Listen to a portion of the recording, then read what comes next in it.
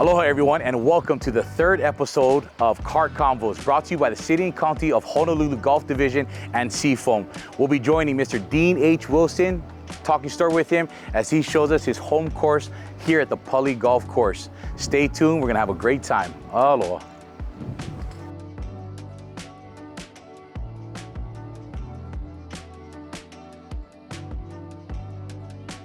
Mr. Dean Wilson, we are in your stomping grounds. How does it feel to be back here at the Pali Golf Course? I tell you what, it feels awesome, right? I've been away for so long that when I come back, I see the Ko'olau Mountains and these beautiful rolling green hills. It makes me feel excited, and I'm so thankful that I grew up here playing golf. It's beautiful. Probably feel refreshing too, you know, because you just came back from San Diego, correct? Right. And we're in San Diego, right in the middle of June gloom. So it's so nice to see blue skies and get a trade, you know, the trade winds going a little bit. Right. It's so nice. It's so nice to be here. You know, the Pali Golf Course, that's kind of one of the first golf courses you kind of got, I guess, introduced to this game of golf, Yeah, right? exactly, right? My mom came out here and played, and she dragged me out one day when I was 13, and I just kind of fell in love with the game and just continued to come back out, and yeah, very thankful. You know, with the Pali Golf Course, you know, having that been your introductory to golf, what is one thing that you think about this place that really you hold dearly to you? Maybe an experience from back then, or just your journey over the years, but something about this place that you really just like, man, it holds something special to you. Oh, there's so many, but the one thing that comes to my mind is that when I was growing up here, all the old guys say, hey, if you can play here, you can play anywhere. Oh, yeah? And I didn't realize that this course offered so many challenges, and that the length was longer than a lot of the other courses. Yeah. And they're right, man. If you can score here, you can take that game and you can score at any other course. Nice. You know, this is my third municipal golf course, you know, and each of them with the Alawai, that, you know, our first one, the second one, out at Ko'uku, and now at Pali, they all add a different dimension. But man, this backdrop of the Ko'olau Mountains, man, you can't beat that. Like, I mean, even just because we're on the east side, it's a little bit more moist and wet on this side, but man, it's a place of beauty over here, man. It's unreal. And just growing up in Kaneohe and just playing it, you take for granted that it's so beautiful until you go away and you go and see some other places and realize how beautiful it is. And then with guys like you and social media, I see some of the pictures online. I'm like, oh my gosh, that's where I grew up. Yeah, man. This is your homecoming, man. So, you know, we're going to go to a spot right now, and, you know, you're going to teach me some lessons, give me some pointers, and like I said, get me a little bit better. Golf wasn't the first sport that you played. You kind of played a lot of different sports, correct? Yeah. Grew up like every other kid. Played some baseball, soccer, basketball. And like I said, when my mom dragged me out here, I kind of fell in love with it. I fell in love with the individuality of the sport. Yeah. And I knew that it was up to me to practice and to get better. And I kind of like that. What was, you know, like because you played other sports, but what was the one thing that really kind of drew you into, like, man, I think golf is the sport that I kind of want to stick with? I think it was just a challenge and being outdoors and just trying to figure it out yourself. You know, playing the sports when I was young, it's so organized and kind of structured a little bit. And so since there's so many kids on the team, maybe I didn't get the individual attention that I wanted. And with golf, it was just all about me trying to figure it out. And it seemed like it was super exciting. That's so true, right? Because out here you have the elements, the wind, the rain sometimes, and just like, you know, have a good day, have a bad day. So you really do got to figure it out, which is a good point. Right. I can see that. And I think that's what I fell in love with, where, you team sport guy. So sometimes you go out and you played a great game and maybe somebody messed up and you lost the game. And you're like, oh, wait a minute, man, I did my best. I thought we were going to win. But and that's the element and the beauty of team sport. But with individual sport like golf, it's all on you. If I'm not mistaken, you've been to like over 19 countries, correct? Oh man, I think so. I lost count. Yeah, I played the Asian tour for 4 years, and that took me everywhere, starting the Philippines, Malaysia, Thailand, Vietnam, India, Korea, you name it, I was there. Is there one specific country that you really kind of like enjoyed or liked, you know, being able to play in? And then after that, I played the Asian tour for 4 years. Then I qualified for the Japanese tour, and I played there for 3 years. And I'm half Japanese. I just fell in love with the Japanese culture. The food is man, That's what I heard. I heard their little, hole in the wall shops beat some of our, luxury high-end places down here. Yeah, to me it seems like the Japanese culture, whatever they do, they perfect it. So if whatever food you're getting is the best that they can do, and it's top notch. That's what I heard. I got to make it out there one day. Yeah, for sure. Maybe it can be on a golf trip or something. Yeah, let's go. Right on. Hey, Rock, one of these cart combos, like, bro, I don't golf. Like, I've been to one fundraiser, but, the thing too is that there's a lot of people that I know that don't golf. I have a bunch of coworkers that golf, friends that golf, and a lot of people that don't. And I'm like, man, my experience out here it's been amazing. You meet really good people. Yeah. And in the beginning, when I was talking to Brandon Kopp, he was like, one thing about golf, Rock, nobody cares about how, because I was like, man, everybody watching me. Like the first hit, I missed the ball, and I was like, oh, bruh. Yeah. But then he was like, Rock, people come out here, and they really don't care. You go out there, you enjoy. Exactly. You have fun. You're around good people. And like you said right earlier, you spend 18 holes with somebody, you're going to know them pretty good. That's right. That's what I like to tell people, I guess, because of being a professional. Yeah. And everyone always is trying to play their best game, and they're like, I didn't hit a good shot. I don't care. Yeah. I care about the conversation. I care about how everything's going in our day. The score is completely irrelevant. Yeah.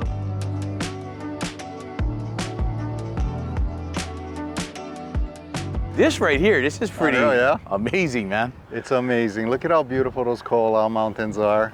The Ko'olaus, the way the trees is aligned, like, man, this is some $1 million shot right here. Yep.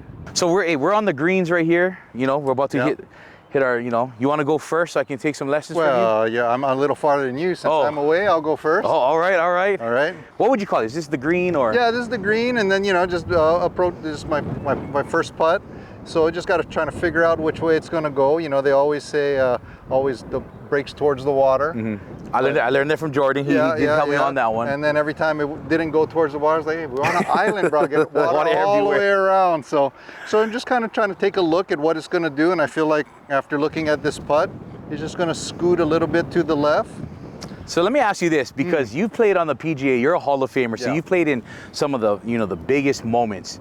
Do you take that same approach as if you're playing on the PGA Tour that you would just play if just, like just me and you right now? 100%, 100%. So I try to keep it all the same. So if I do go play a US Open or something, it's not any different. You want to keep it so it's just kind of like how you trained every day. So that's such a I don't want to make it difficult. I try to keep it simple. It's not easy, but it's simple. But I'll do the same thing. I just kind of take a look, get a feel, and once I determine, this is probably going to break maybe 6 inches to the left, I draw an imaginary line, and I just kind of practice the feel of it, and that's it. And then I just keep visualizing the line. I draw the line backwards to my ball, set up, and then give it a roll. Oh, not hard enough. That's pretty good, though. That's pretty good.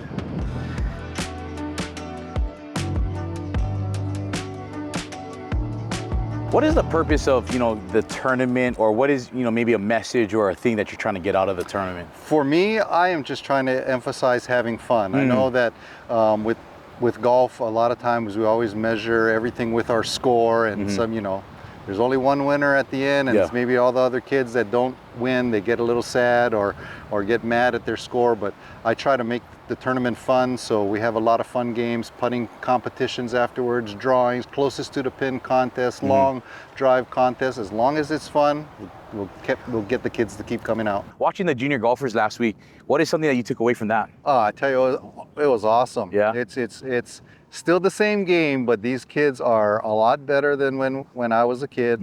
And you can see the parents are out all here supporting them.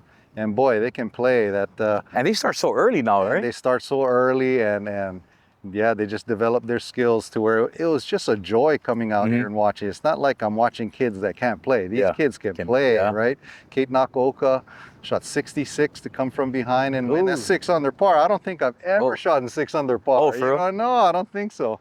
And so a lot of good scores and just a lot of good shots. So it's just a pleasure to be out here watching them. Wow, that's cool, man. Because you got into it a little bit later, around like 13 or something. Yeah, a little bit late. And so when I came out, some of the kids had been playing for 4 or 5 years, and they're kind of polished. And I was just starting, couldn't even break 100, So, and I think for me, I know that kind of motivated me I got to compete against them and try to get on the team and get a little bit better. And like I said, with the individual sport, now it's just up to me to go out and practice. And, It's cool because, I played football, right? So I played football, you played other sports, but a lot of other sports, because of like, I guess, the grueling aspects of the physical nature part of it, you kind of, at a certain point, you kind of got to give that up. But with golf, you can start as young and you can play forever. Yeah, and you can go, yep. And so, we don't need the brute strength, so to say, but as long as we can swing and make a circle, you can play the game and you can enjoy it. Just like Jordan was telling us, we had a centenarian out here playing. So someone's playing from 100 years old, they're still playing. And I mean, you're not going to be playing football at 100. And I'll tell you this much, man, if I came out and I seen this, like, why not? Yeah. Right? I mean, what a beautiful place to spend your childhood. Yeah. I don't know, they might have to rent this place out for weddings or something, because this is, my wedding pictures out here. Yeah, this is dope, man.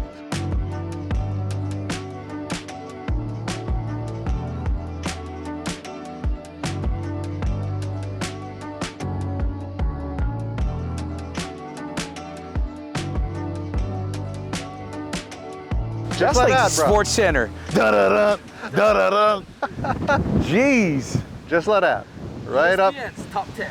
Top 10. That might be our #1 story spot of the day. Mr. Dean Wilson shot up there.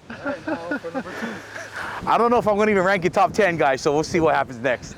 A part of Cart Convos is me being transparent, honest. I don't know how to golf, but I've been getting better. So episode 3, I have a Hall of Famer in Mr. Dean Wilson helping me out, coaching me up. So here we are. What is this shot particular, Dean, right here? Well, this one, right, it's straight up the hill, a little bit on the narrow side. Like I said, that those trees on the right come into play. So if you can kind of keep it to the left, hug the pine trees, and then you'll be wide open for the second shot into the green. So that's what I'm thinking of on this hole, is I'm trying to, where do I want to place my tee shot so I have an open shot to that flag over there. It's pretty windy right now, here specifically, but at some courses that have you played, has there been a time where you're like, man, this wind is... Oh yeah, I played in all kinds of elements, and sometimes you get to Florida on the coast and that wind is blowing and it's hard like this and it's a heavy They don't stop the like game this. though, right? If it gets like too windy, that's just a part of it? The only way they stop is if it's so much rain that there's puddles on the green, or if there's lightning in the area, they take everybody off, because lightning likes these kind of stuff. So you truly got to play in the elements. You got to play in the elements and figure it out. And we're gonna figure it out, guys, right now. Let's see this. You rehearse in your mind what you want. Picture the shot. Picture where you want the ball to go. And I think it's as simple as that. If you look and you just see trouble on the right, trouble on the left, you'll get some trouble your way. The athlete's going to take over and take you there. So focus on where you want the ball to go, and the athlete will take over. All right, we'll do that. Oh, we hit trouble, guys. We hit trouble. Hey. We were wide right. We went to about 5th row, 7th row at Loa Stadium, older Loa Stadium. Not to twist too much. Yeah. And so with golf, just learning how to make this big circle and feeling comfortable with it is what it's all about. And repetitions, right? Like you talked about. Stay the same and figure it out a little bit. But just the more you can just keep making this big circle and finish balance like that, then it becomes a lot more simple. Yeah. What do you think, guys, like you talked about guys in their prime, is it just because like maybe the youth in them, or is it just because, just obviously you start at a younger age, the power and all the technique? I think combination of things. One is just being able to get your body to move and stay balanced and stay strong and do this spin and whap, and nail it. And to me, I like stick the landing. Whap. And can you do that and over and over and over? As you get a little bit older, sometimes your back hurts, hip hurts, so little neck stiffness. Yeah, neck stiff, so it gets a little bit harder.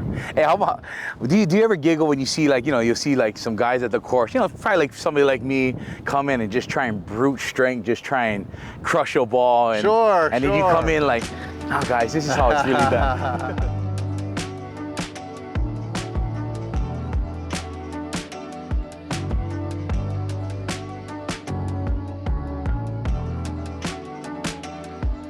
Dean, we're as we're showcasing and highlighting these municipal golf courses, how important, is it, to have these municipal golf courses, be readily available for the youth, for people to come out and enjoy? Yeah, I think it's super important. It's the basis of the growth of the game, right? It's where kids can come out and learn the game. Their parents can come out and help them out. And I think it's fundamental. Of course, it's where I started, and if it wasn't for Pali, I might not be playing golf. I might be working at Home Depot or something. Yeah. No, and you're like the third, obviously it's your third episode that we're talking about this. Yeah. And obviously, one thing that just keeps reoccurring is how people started off at the municipal golf courses.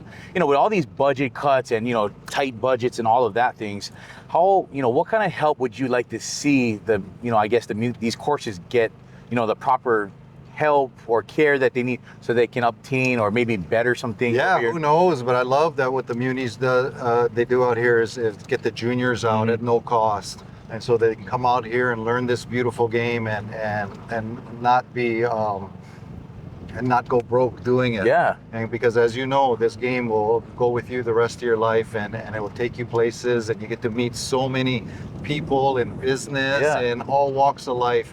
And so I can't emphasize how much it means to me that these munis get these juniors out and learn the game at a young age. Talking about these juniors, right? Because they have this program where they, between a certain age, they pretty much get their card and can golf for free, right? Yeah. So along with that, nowadays in Hawaii, everywhere, but especially in Hawaii, I guess it's not a norm for us to hear it all the time, but we got all these shootings, these robberies, all these craziness going on. How important is this to have a space where some of these youth can come on and instead of, maybe getting into some mischievous acts or troubles, hey, come to the golf course for 4 or 5 hours. I guarantee you won't be doing some of those stuff later on. I know for me, it kept me out of trouble. Yeah. I was so focused on my golf and being out here. It took a long time. You're out here for after school all day, right? And then my mom would, if she wasn't here, she would pick me up at dark time. I would go home, and it's like, and your day's done, pretty much. Yeah. I'm tired. I got to do my homework, go to sleep, get ready for the next day. And it kept me out of trouble for sure, and kept me on the straight and narrow to college and into a profession. So and I like that because yes, we see all these other things that you can do for these kids, but this just gives these kids another opportunity to really get out here, get active, and find something else to keep you kind of just on the straight and narrow. Correct, yeah. So that's good. I'm glad we can highlight that. And I think also as a young kid, when I started at 13 years old, 14, I would come out here. I got paired with adults, and so I had to level up in some ways. And I couldn't act like a kid. I had to be good, and it just taught me how to be mature. Taught me how to converse with adults and understand where they're coming from too. And the game just offers so much. So as you're going through, obviously you went to the PGA, but on your route to the PGA, right, or because that's pretty much the professional league, right? Yeah. So on your way to there, is golf something that you really did pretty much every day of the week? Every day. And so when I was fortunate enough to be able to get recruited to BYU Hawaii, I went over there, and you're playing for the team, so you have a responsibility to the golf program to do your best.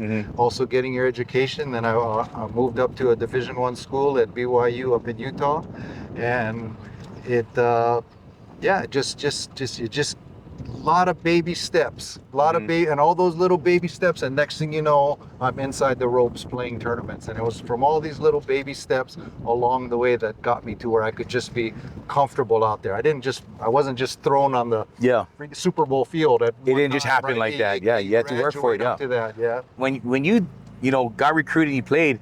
You was an All-American, huh? At BYU Hawaii, we BYU Hawaii is an NAIA school. Yeah. And so went over there and we played, and actually my first year, that team had the best finish in that. We finished 5th, I think, in nationals. Yeah. 2 of us made first team All-Americans, and it was the first time that BYU had All-Americans and finished so well up there. And so it was really cool to bring that to the North Shore of Hawaii. And we're out there practicing at Kahuku Golf Course, fine-tuning our skills to compete against the other guys on the outer islands. So I'm really proud of that, and then you went up to, how was your experience going from BYU Hawaii to BYU Provo? Big change, right? You're going up there, and it's a big school, went from 5,000 students to 30,000 students. Oh, wow. and then it's a big thing. The golf program's a little bit bigger. They demand more of you, and so again, they're just keep on going and keep on playing this beautiful game, and it was a wonderful experience. You know, when talking about the PGA, the professional, like when you're a young kid, especially because, you know, we talk a lot about the junior golfers, you know, and I talk, you know, when I coach these young football players, I talk to them about a lot of things, but we always have a goal of like trying to get to the next level, whether that's college, the professionals. Right. But, you know, your experience at the PGA, you finally make it into this professional league. How demanding was that, where maybe it was like, I enjoyed golfing and, you know, like I really enjoyed it, but you know, when you're in that environment where it's so competitive, you have to be so focused, locked in, how much did that change the game for you? I think when you start playing professional golf, you don't realize how much golf you play.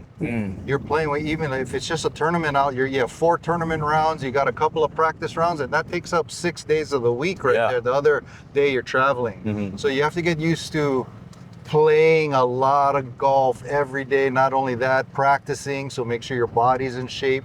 You can handle wearing yourself out and being able to wake up the next day and do it. So it's a lot of golf. You know, when you said taking care of your body, because, you know, from an outside perspective, you wouldn't think that golf is such a demanding sport. Sure. Because you're doing it every day, and a lot of times you're not using golf carts, you're walking, you know, correct, and you're in these elements. Yeah. So what kind of, you know, maybe things, whereas in your regimen, your everyday regimen, that, you know, you did or you stayed with to keep yourself in, you know, prime, you know, shape to be able to compete? With the game of golf, you know, we weren't in a cart, we were always walking. So I was walking 8-9 miles a day. Oh, wow. Right? Yeah. Plus I'm swinging and hitting 200, 300, 400 balls a day. So my body's nice and loose. I'm doing that.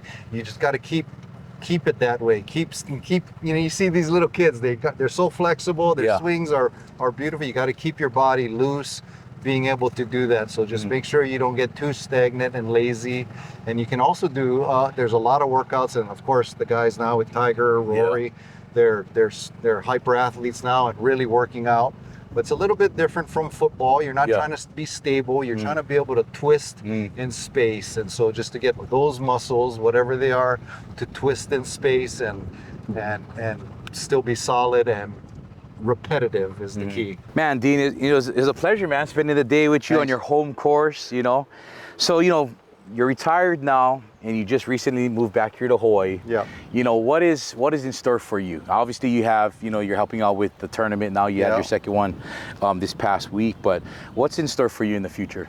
Yeah, I don't know. I just kind of want to be involved with Hawaii golf, get to know the junior golfers. And I was thinking about it the other day as I'm at this level, and I get to know these kids. In 20 years from now, I'm going to still know these kids, but they're going to be adults. And I was just thinking about that and thinking about how awesome it is. So it's just a pleasure to get back into Hawaii golf, and especially on the junior level. You know, on that tour, you spent so much time out of a hotel, right? I think, I mean, you said like 14 years, it felt like you was out of just, you know, consistently being in a hotel. Yeah. Being back home, being in your home course, just being around family, friends, right? Yeah. And just the Hawaii atmosphere, environment. You know, how, you know, refreshing or refueling has it been to you? It's a dream, man. It's full circle, right? And so it's like I go up to the mainland, do my deal, and it's like my journey is coming back home.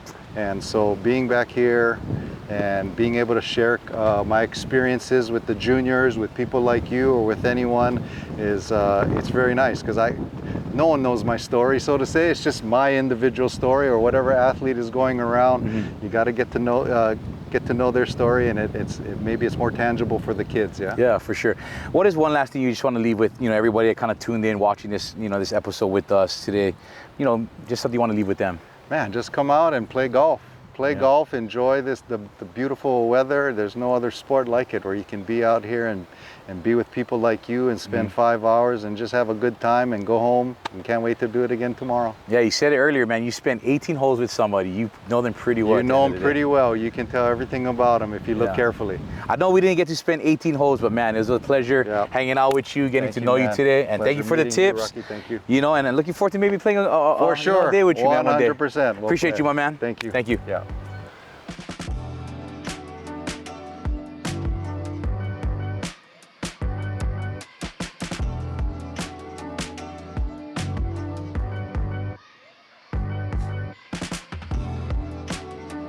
Man, it was a pleasure being able to join Mr. Dean H. Wilson here on his home course of Pali and just talk to him about his journey from starting golf at 13 years old, going through the ranks, getting to college, making it to the pros, and being inducted into the Hall of Fame.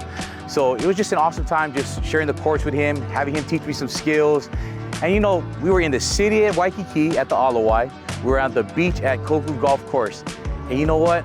We're in this beautiful place here in the Ko'olaus on the east side of Kaneohe at the Pali now. You know, 3 different dynamic places that the municipal golf course, you know, system operates and gives you. So, you know, I had a great time. I'm Rocky Savaiigaea with the Village HI. Thank you guys for tuning in to the 3rd episode of Cart Convos. If you guys haven't done so, go on our YouTube channel at Seafoam, subscribe, and check us out. Aloha.